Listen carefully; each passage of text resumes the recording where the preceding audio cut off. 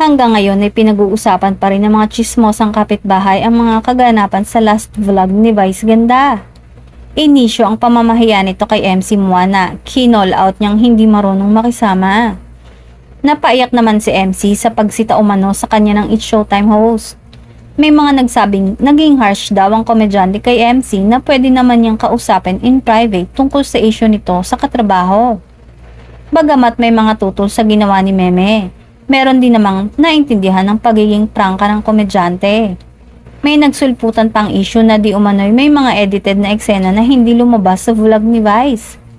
Ang back to work at nag-uusap na raw ang dalawa, may mga nagsasabi namang may air of awkwardness na namamagitan sa kanila.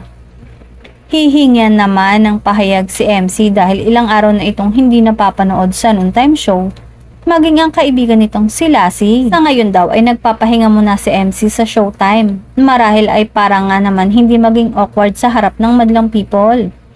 Hindi naman sinagot kung kailan ito babalik sa nasabing show o babalik pa nga kaya ito pagkatapos ng nangyari.